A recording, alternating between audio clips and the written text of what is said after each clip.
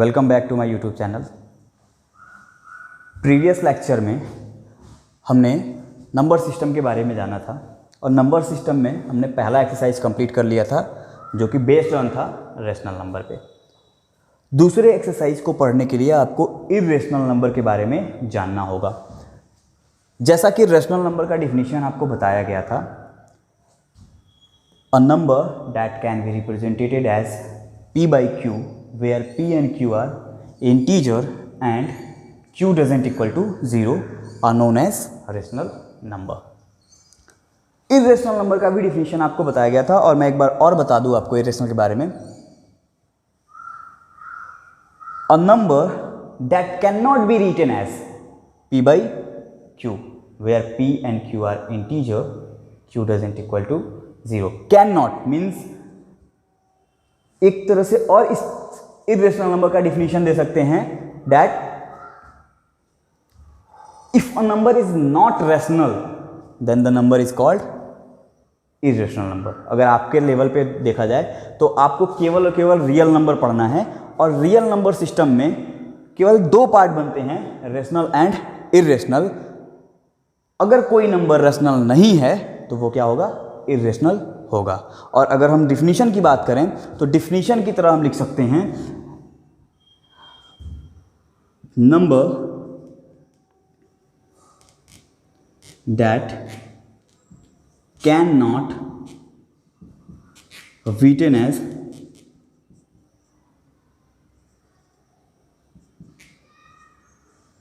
p by q where p and q are integer and q doesn't equal to 0। बस यहाँ पे फ़र्क क्या है, कैन नॉट मीन्स अगर जो नंबर रेशनल नहीं है तो क्या होगा, इर्रेशनल होगा। एंड रेशनल प्लस इर्रेशनल को कंबाइंड कर दिया जाए तो उसको हम कहेंगे रियल नंबर। ठीक है, तो देखिए आखिर में कैसे नंबर्स आएंगे जो p by q के फॉर्म में नहीं लिखे जा सकते हैं। तो ऐसे नंबर अगर हम रूट या क्यूबिक रूट में लिखें जो परफेक्ट स्क्वायर या परफेक्ट क्यूब ना हो, लाइक एग्जाम्पल के तौर में मैं बोल सकता हूं root 2, root 3, clear, etcetera. Means अगर किसी ने बोला रूट 4, यहां पे देखिए किसी ने बोल दिया रूट 4, तो ये रेशनल में आ जाएगा। Why? Because we know that the value of root 4 is 2 and 2 can be written as 2/1। It means it is a rational number. तो इर्रेशनल नंबर को अगर आपको डिफाइन करना है या इर्रेशनल नंबर के बारे में ये जानना है तो आपको ये जानना होगा कि अगर हम रूट यूज कर रहे हैं नंबर्स लिखने के लिए, कोई भी ऐसा नंबर लिखने के लिए, तो याद रखिए कि रूट के अंदर का जो नंबर होना चाहिए वो कभी भी परफेक्ट स्क्वायर नहीं होना चाहिए। परफेक्ट स्क्वायर मीन्स क्लास 8 में आपने परफेक्ट स्क्वायर के बारे में जाना होगा। जैसे 1 एक परफेक्ट स्क्वायर है, 4 परफेक्ट स्क्वायर है, 9 परफेक्ट स्क्वायर है। इसका ये मतलब बनता है कि ऐसी वैल्यू नहीं होनी चाहिए रूट के अंदर, ऐसा नंबर नहीं होना चाहिए रूट के अंदर जिसकी वैल्यू निकल जाती हो। ठीक है, या ऐसे कह लीजिए कि रूट में ऐसा नंबर बिल्कुल भी नहीं होना चाहिए जिसका हम स्क्वायर रूट निकालें और वो क्या आ जाए, एक रेशनल नंबर के फॉर्म में आ जाए। मीन्स वो नंबर जो p by q के फॉर्म में रिप्रेजेंट हो सके, ऐसा नंबर बिल्कुल भी नहीं होना चाहिए। तो उन सारे नंबर्स को छोड़ दें तो ये क्या कहलाता है, इर्रेशनल नंबर। ठीक है, एक और कंसेप्ट है इर्रेशनल नंबर के लिए। देखिए एक वैल्यू आती है पाई। ठीक है, यहां मैं लिख रहा हूं पाई। देखिए इस पे बहुत से बच्चे कंफ्यूज हो जाते हैं कि पाई रेशनल है कि इरेशनल है। क्यों? क्योंकि मैक्सिमम टाइम जो आप पाई लिखते हो ना तो पाई की वैल्यू कह दी जाती है दैट इज 22/7। तो इस कंसेप्ट के आधार पे हम ये कहते हैं कि ये तो p by q के फॉर्म में रिप्रेजेंट हो गया है और p by q के फॉर्म में रिप्रेजेंट होने का क्या मतलब है, rational number. But concept clear कर लो कि पाई इज इक्वल टू 22/7 नहीं होता है। पाई की जो अप्रॉक्स वैल्यू होती है, अप्रॉक्स वैल्यू वो 22/7 होती है, ना कि एग्जैक्ट वैल्यू 22/7 होती है। इस वजह से जब हम वैल्यू को लिखते हैं यानी 22/7 को लिखते हैं तो वो रेशनल में जाता है, लेकिन जब हम पाई को लिखते हैं तो वो इर्रेशनल को जाता है। क्लियर? दूसरी बात कि अगर हम इसी इरेशनल नंबर को डेसिमल के फॉर्म में लिखें, डेसिमल नंबर के फॉर्म में, तो वे सारे नंबर डेसिमल फॉर्म में, वे सारे नंबर जो non terminating and non repeating हो। Clear? Non terminating and non repeating. Non terminating and non repeating कहने का क्या मतलब है कि कभी इंड भी ना हो डेसिमल के बाद। जैसे किसी ने एक नंबर लिख दिया 2.01001001 and so on. It means यहां देखिए ये टर्मिनेट नहीं हो रहा है, यानी कि इंड नहीं हो रहा है। और दूसरी बात ये कि यहां पे कोई भी चीज रिकरिंग नहीं हो रही है। रिकरिंग का मतलब रिपीट नहीं कर रही है। ठीक है, जैसे कि अब यहां पे कोई भी चीज देखिए रिपीट नहीं कर रही है। एक जीरो है, फिर 1 है, फिर डबल जीरो है, फिर 1 है, फिर 3 जीरोज है, 1 है। इसका मतलब आगे वाले पे 4 जीरो होगा और 1 होगा, यानी कि कहीं पे भी रिकरिंग का कोई ऑप्शन ही नहीं है। और ऐसे नंबर्स भी अगर हम डेसिमल फॉर्म में जाएं तो उसको हम क्या कहेंगे? इर्रेशनल नंबर कहेंगे। ये टर्मिनेटिंग, नॉन टर्मिनेटिंग या रिपीटिंग, नॉन रिपीटिंग जो भी टर्म होगा वो क्लास 10th में आपको पढ़ाया जाएगा। अब बात आती है, मैंने बताया था आपको कि दो रेशनल नंबर के बीच में, यानी 2 रेशनल नंबर्स के बीच में इन्फिनाइट रेशनल नंबर्स आ सकते हैं। इन्फिनाइट रेशनल नंबर आ सकते हैं। तो वही कंडीशन यहां पे भी पड़ती है कि अगर आप √2 की बात कर रहे हो तो √2 और √3 यानी कि 2 इरेशनल नंबर्स के बीच में भी इन्फिनाइट इरेशनल नंबर्स आ सकते हैं। ठीक है, चलिए अब बात आती है जैसे कि हम किसी भी रेशनल नंबर को रिप्रेजेंट कर सकते हैं। क्लास 8 में आपने रेशनल नंबर पढ़ा होगा और उसका रिप्रेजेंटेशन पढ़ा होगा on number line system, on number line. और नंबर लाइन पर रिप्रेजेंटेशन जब पढ़ा होगा वैसे ही सेम आप इरेशनल नंबर का भी रिप्रेजेंटेशन ऑन नंबर लाइन कर सकते हैं। तो चलिए हम इस चीज को पढ़ते हैं यहां से।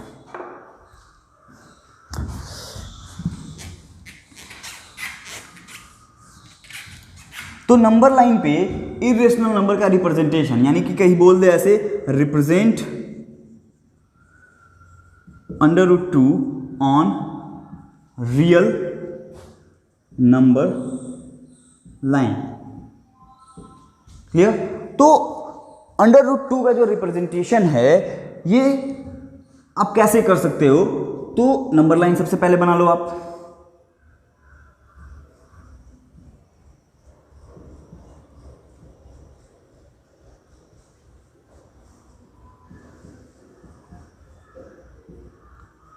नंबर लाइन में किसी भी इरेशनल नंबर को रिप्रेजेंट करने के लिए सबसे पहले आपको एक जानकारी होनी चाहिए और वो होनी चाहिए पाइथागोरस थ्योरम की। जैसे पाइथागोरस थ्योरम कहाँ पे अप्लाई होता है? तो पाइथागोरस थ्योरम जो है वो एक राइट एंगल ट्राइंगल पे अप्लाई होता है और इसका कंसेप्ट क्या बनता है? दैट इज, अगर यहां से एक राइट एंगल ट्राइंगल हो तो हम ये बोल सकते हैं कि AC² is equal to AB² plus BC²। Clear? This is Pythagoras theorem. Clear? This is Pythagoras theorem. और इसी पाइथागोरस का अगर हम यूज करें इसको रिप्रेजेंट करने के लिए, इसी पाइथागोरस का हम क्या करें? यूज करें इसको रिप्रेजेंट करने के लिए। सपोज कर लीजिए कि ये जो साइड हो वो 1 यूनिट की हो और ये भी साइड जो हो वो 1 यूनिट की हो, तो हम अकॉर्डिंग टू पाइथागोरस हम कह सकते हैं कि AC का जो स्क्वायर है वो 1² plus 1², it means AC² is equal to 1 + 1, AC² is equal to 2 and AC is equal to √2। Same इसी पैटर्न पे आप चाहो तो यहां पे √2 को रिप्रेजेंट कर सकते हो, यानी कि with the help of Pythagoras theorem आप इरेशनल नंबर को नंबर लाइन पे रिप्रेजेंट कर सकते हो। जैसे फॉर एग्जांपल आप क्या करोगे? 0 से लेके 1 तक जो होगा ये 1 यूनिट का होगा। इतने ही यूनिट का, यानी कि इतने ही सेम डिस्टेंस का परपेंडिकुलर ड्रॉ कर दो ऑन 1। इट मीन्स आप ऐसे परपेंडिकुलर ड्रॉ कर दो। अगर ये 1 यूनिट की है तो ये भी कितना होना चाहिए? 1 यूनिट का होना चाहिए। ठीक है? और 1 यूनिट का होने के बाद यहां से आप इसको मैच करा दो, ये लाइन आप ऐसे मैच करा दो। अब सपोज करो ये भी 1 यूनिट का है और ये भी 1 यूनिट का है, तो according to the Pythagoras theorem अगर ये 1 यूनिट का तो AC कितने का होगा? √2 यूनिट का। तो ये जो वैल्यू हो जाएगी, यानी कि ये जो वैल्यू हो जाएगी वो √2 यूनिट की हो जाएगी। सपोज कर लीजिए अगर O हो ये पॉइंट और ये पॉइंट A हो और ये पॉइंट B हो, तो OB जो हो जाएगा वो कितना हो जाएगा? OB जो हो जाएगा वो आपका अंडर रूट 2 यूनिट का हो जाएगा। फिर उसके बाद हम इसका मेजरमेंट करें with the help of compass कर लीजिए, with the help of ruler कर लीजिए, आप इसको मेजरमेंट करिए और कंपास से अगर आप मेजरमेंट करते हैं तो सिंपल सा मेजरमेंट होता है, ऐसे इसको मेजर करिए और यहीं से इस चीज़ को क्या कर दीजिए, ड्रॉ कर दीजिए। बिकॉज कंपास जो होगा वो आपका सर्कुलर बनाएगा, सर्कल बनाएगा, और सर्कल में हमको पता है कि कहीं से भी अगर हम रेडियस लेंगे तो वो क्या होगा, इक्वल होगा। तो यहाँ से लेके यहाँ तक जो अंडर रूट 2 है तो उसको हम अगर हम ड्रॉ करते हैं तो ये जो पॉइंट मिलेगा, सपोज कर लीजिए ये m पे जाके अगर गिरता है m तक, तो OM जो होगा वो कितना होगा, अंडर रूट 2 यूनिट का होगा। क्लियर? एक तरीका ये हो गया। दूसरा एक और तरीका आता है जो with the help of construction, with the help of construction किसी भी इरेशनल नंबर को हम रिप्रेजेंट कर सकते हैं। तो वो भी एक बार देख लेते हैं with the help of construction हम कैसे करेंगे। वहां पे पाइथागोरस थ्योरम का यूज नहीं पड़ता है। जैसे इसी अंडर रूट 2 को ही रिप्रेजेंट करना हो ऑन नंबर लाइन, तो देखिए with the help of ruler जितना यूनिट यानी जितना भी वैल्यू यहां पे दिया गया उतने यूनिट का, आप यूनिट में कोई भी मान सकते हो, उतना इंच मान सकते हो, उतना सेंटीमीटर मान सकते हो, उतना मीटर मान सकते हो, यानी कि 2 मीटर मान सकते हो, 2 सेंटीमीटर मान सकते हो, 2 इंच मान सकते हो, उतने यूनिट का आप क्या कर लो, एक लाइन ड्रॉ कर लो। और ध्यान रहे जिस यूनिट पे हम लेके यहाँ पे मेजरमेंट कर रहे हैं, इस लाइन को ड्रॉ कर रहे हैं, उसी यूनिट को यूज करते हुए हम रियल नंबर लाइन भी बनाएंगे। यानी कि अगर हम यहाँ 1 इंच को 1 यूनिट ले रहे हैं तो रियल नंबर लाइन पे भी 1 यूनिट को 1 इंच ही लेना पड़ेगा। यानी अगर 1 सेंटीमीटर ले रहे हैं तो रियल नंबर लाइन पे भी उस यूनिट को 1 सेंटीमीटर ही लेना पड़ेगा। तो मैंने क्या बताया, यहाँ पे आपको अगर अंडर रूट 2 डिनोट करना है तो देखिए यहाँ पे आपका अंडर रूट 2 है, ठीक है। अंडर रूट 2 को हम क्या कह सकते हैं, तो आप इसको 2 यूनिट का यानी रूट के अंदर जो वैल्यू उतने यूनिट की आप लाइन एक ड्रॉ कर लीजिए। सपोज कर लीजिए ये 2 यूनिट की लाइन है, हमने इंच या सेंटीमीटर या मीटर कुछ भी आपको लेना है वो यूनिट ले सकते हो। सेकेंड वर्क, मान लीजिए कि ये इस लाइन का लेंथ AB है, क्लियर। इस B से आप एक 1 सेंटीमीटर का लाइन ड्रॉ करेंगे जो कि स्ट्रेट जाएगा, जैसा ये लाइन जा रहा है वैसा ही एक लाइन जाएगा, और ये कितने सेंटीमीटर का होगा, कितने यूनिट का होगा, 1 यूनिट का होगा। क्लियर? 1 यूनिट का होने के बाद ये आपका जो टोटल यूनिट हो जाएगा, जितना भी नंबर दिया रहेगा उसमें +1 हो जाएगा, और इसका +1 होने के बाद आप इसकी मिड वैल्यू फाइंड करोगे। तो मिड वैल्यू फाइंड की जाती है with the help of compass कर सकते हो, with the help of ruler भी कर सकते हो। आप मिड पॉइंट इसका फाइंड करोगे और सपोज कर लो ऐसे मिड पॉइंट निकलेगा, मिड पॉइंट से आप एक पॉइंट निकालोगे,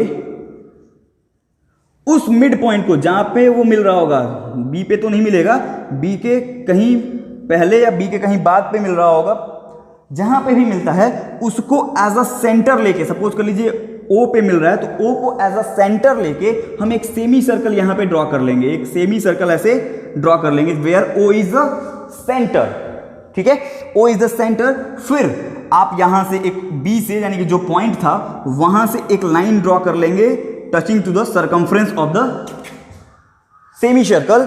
जो लाइन टच होगी, सपोज कर लीजिए ये BM पे टच हो रही है, तो BM जो लाइन होगी यानी BM लाइन सेगमेंट जो होगा BM, वो उसका जो लेंथ होगा अंडर रूट 2 यूनिट का होगा। और इस तरीके से आप इस BM को मेजर करके वापस से आप नंबर लाइन सिस्टम पे आके, यानी कि सपोज कर लीजिए ऐसे नंबर लाइन सिस्टम आपने बनाया, नंबर लाइन बनाया, ये 0 जितने यूनिट का मैंने यहां लिया था उतने यूनिट का लिया और इसको मेजर किया BM को, और 0 से लेके यहां पे मेजर करके इसको यहां पे काट दिया। अब यानी कि ये जो लाइन होगी, मान लीजिए O, ये B पॉइंट हो जाएगा और ये M पॉइंट हो जाएगा, ये BM जो होगा वो अंडर रूट 2 का हो जाएगा, ये BM यहां से लेके यहां तक। क्लियर? तो ऐसे करके हम रूट को या इरेशनल नंबर को रिप्रेजेंट कर सकते हैं बाय 2 वे। पहला way with the help of Pythagoras theorem, दूसरा way with the help of construction. ठीक है, चलिए, तो इरेशनल के बारे में अब आप जान चुके हैं। अब चलते हैं इरेशनल के एक्सरसाइज के बारे में। इरेशनल पे एक्सरसाइज सॉल्व करते हैं, यानी कि 1.2।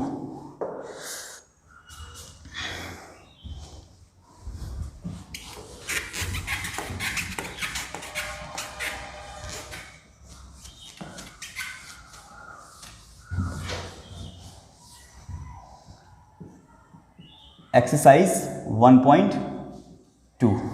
देखिए एक्सरसाइज 1.2 का जो क्वेश्चन है, पहला क्वेश्चन, फर्स्ट क्वेश्चन, पहला क्वेश्चन चलते हैं पहले क्वेश्चन पे। तो देखिए पहला क्वेश्चन क्या कह रहा है, state whether the following statements are true or false, यानी कि आपको ट्रू और फॉल्स बताना है। तो देखिए पहला क्वेश्चन क्या है, every rational number is a real number, every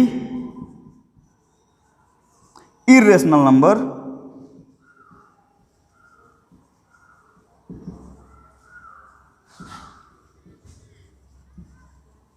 is a real number. तो आप बताओ, हमने अभी आपको बताया कि जो भी रियल नंबर होता है वो दो पार्ट में ब्रेक होता है। दो पार्ट में क्या, रेशनल प्लस इरेशनल। तो क्या ये एवरी इरेशनल नंबर रियल नहीं होगा? जाहिर सी बात है। तो ये क्या हो जाएगा आपका, ट्रू। क्लियर है? दूसरे इसी के सेकंड पॉइंट पे चलते हैं, और इसी के सेकंड पॉइंट पे क्या बात हो रही है, सेकंड क्वेश्चन देखते हैं। खत्म हो गया इसमें।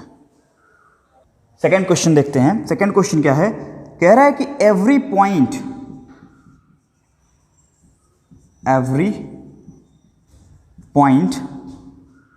On the number line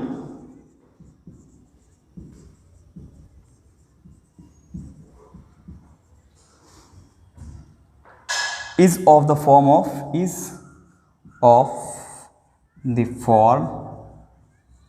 under root n, where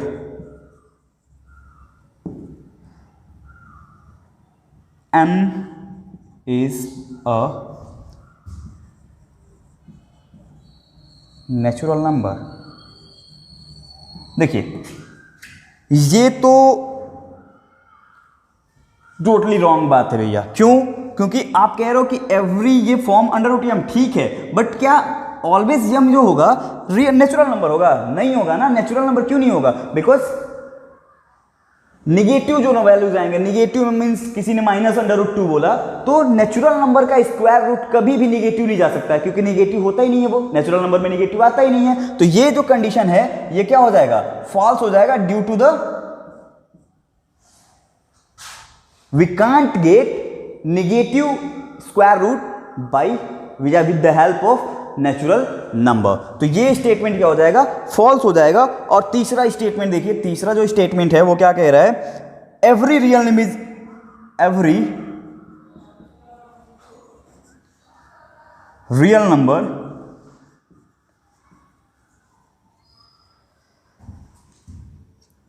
is an irrational number।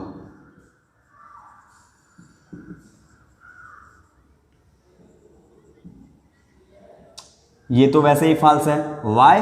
Because हम कह रहे हैं कि रियल नंबर जो होता है वो दो पार्ट में ब्रेक होता है, रेशनल एंड इरेशनल। दो पार्ट में ब्रेक होगा, रेशनल एंड इरेशनल। और यहां पे क्या कह रहे हैं कि every real number is an irrational, जो कि पॉसिबल ही नहीं है। यानी कि रियल तो दो पार्ट में ब्रेक होगा ना, रियल दो पार्ट में ब्रेक होगा, रेशनल और इरेशनल के बारे में। लेकिन यहां पे क्या कह रहा है कि ये केवल और केवल इरेशनल है, जिस वजह से ये क्या हो जाएगा, फॉल्स हो जाएगा। चलिए सेकंड क्वेश्चन की तरफ चलते हैं। देखिए अगला क्वेश्चन है, ये बहुत ही इजी क्वेश्चन है। ये सीधे सीधे क्या कह रहा है, second question, are the square root of all positive integer irrational. It means कि क्या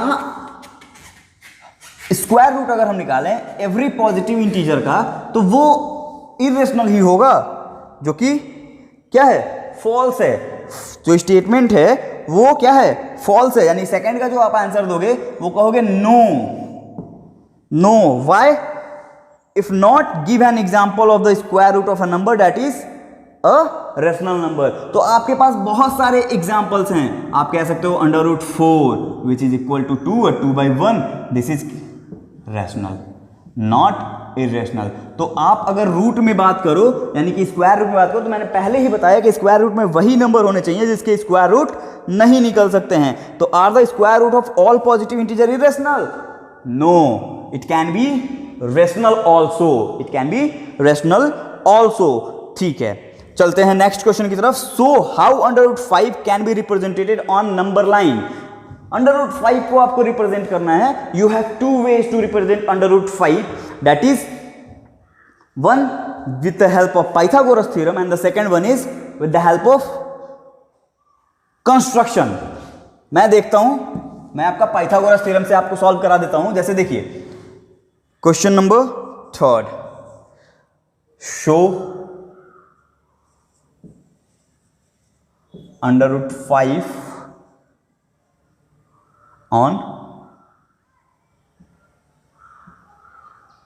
नंबर लाइन, या इसमें जो क्वेश्चन लिखा है show how √5 can be represented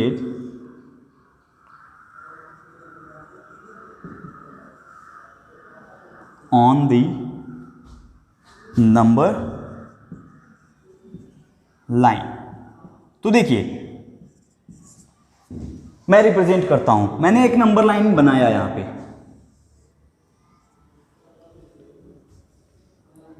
मैं यहां पे ले गया 0, ये 1, ये 2, ये 3, इधर इन्फिनाइट जाएगा, -1, -2, -3, minus infinite.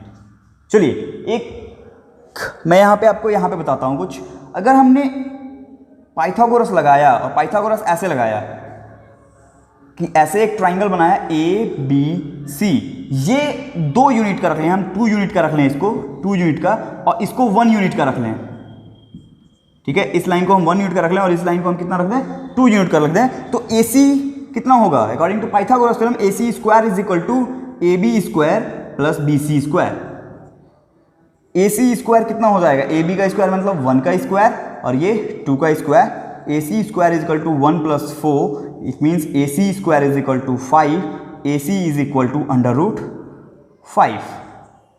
Clear, AC is equal to √5। Same pattern हम यहाँ पे यूज करें, हम 0 से लेके 2 का जो यूनिट है इसको हम 2 यूनिट ले लें, यहाँ से लेके यहाँ तक। सपोज इसको हम O दे दें, इसको हम नाम A दे दें, इसको हम A नाम दे दें यहाँ पे, और इस 2 यूनिट पे यानी कि ये जो 2 यूनिट है इस पे हम 1 यूनिट का एक परपेंडिकुलर ड्रॉ कर दें। ये कितने का हो जाए, 1 यूनिट का एक परपेंडिकुलर ड्रॉ हो जाए, ये 1 का हो जाए, ठीक है। ये कितने का हो जाए, 1 यूनिट का। तो देखिए 1 यूनिट से जब हम यहाँ पे हाइपोटेन्यूस ड्रॉ करेंगे, यानी कि एक लाइन जो मिलाएंगे, जो O से मिलेगा, A और B, यहाँ परपेंडिकुलर ड्रॉ करने का मतलब 90 डिग्री। तो ये जो OB होगा अकॉर्डिंग टू दिस, ये AC जो है वो और ये OB जो है वो सेम चीज होगा, सेम लेंथ का आएगा, और इस लेंथ पे हम बोल रहे हैं कि ये AC जो है वो √5 है। तो वही प्रोसेस तो हमने यहाँ पे किया है, ये वाली लाइन 2 यूनिट की और ये वाली लाइन 1 यूनिट की, इस पे अगर हम पाइथागोरस लगा दें, इस पे अगर हम पाइथागोरस लगा दें तो ये कितने का हो जाएगा, √5 यूनिट के हो जाएगा, यानी कि ये √5 यूनिट हो जाएगा। और इसको रिप्रेजेंट हम कैसे करेंगे, तो इसको अभी ऐसे पकड़िए और यहाँ से क्या कर दीजिए, कंपास की हेल्प से इसको गिरा दीजिए।